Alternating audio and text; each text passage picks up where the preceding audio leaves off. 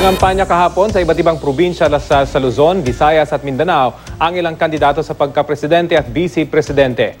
Balita hatid ni Cedric Castillo. Walang schedule ng kampanya si Senadora Miriam Defensor Santiago, pero ang kanyang katambal na si Senador Bongbong Marcos nanligaw ng boto sa Kawayan Isabela.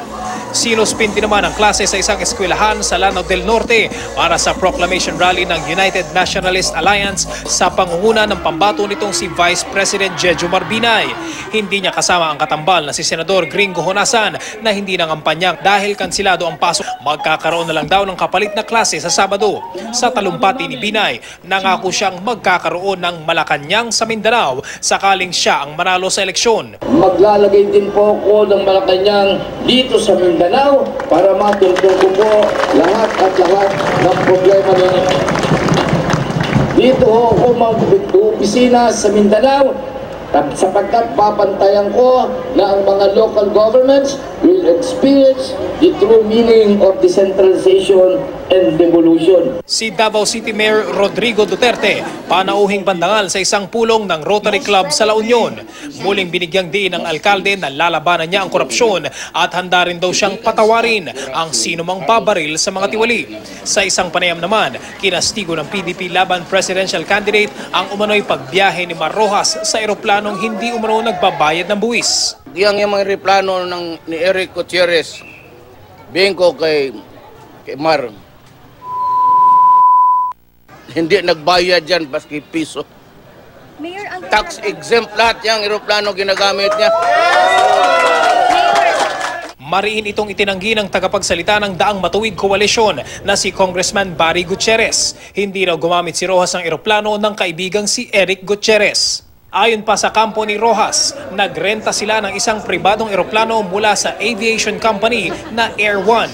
Kasama ni Duterte sa La Union ang kanyang running mate na si Senador Alan Peter Cayetano. Nangampanya naman ang tambalang Senador Grace Poe at Cheese Escudero sa Baguio City.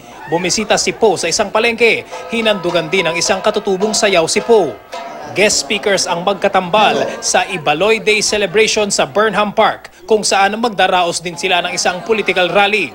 Sa isang press briefing, sinabi ni Poe na umaasa pa rin siyang papanigan ng Korte Suprema ang kanyang petisyon na kumukwestiyon sa desisyon ng COMELEC na kanselahin ang kanyang kandidatura. We remain confident, and in fact, the Supreme Court Chief Justice herself has already given that a foundling should really be protected also under our laws. So we are just waiting for the day when they finally come to a conclusion on the case, and I'm hoping that it will come sooner rather than later.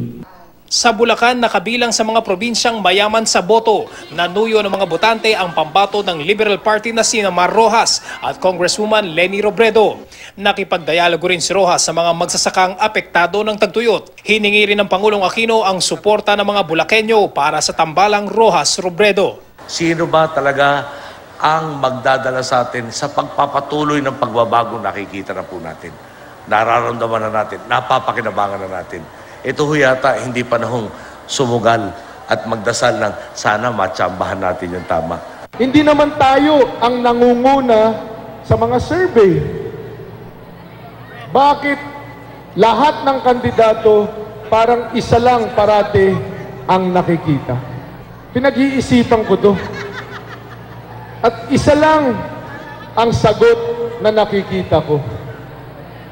Nakikita nila yung init na pagtanggap ninyo kay Mar Rojas. Wala namang schedule ng kampanya ang independent vice presidential candidate na si Senator Antonio Trillanes IV. Cedric Castillo, GMA News.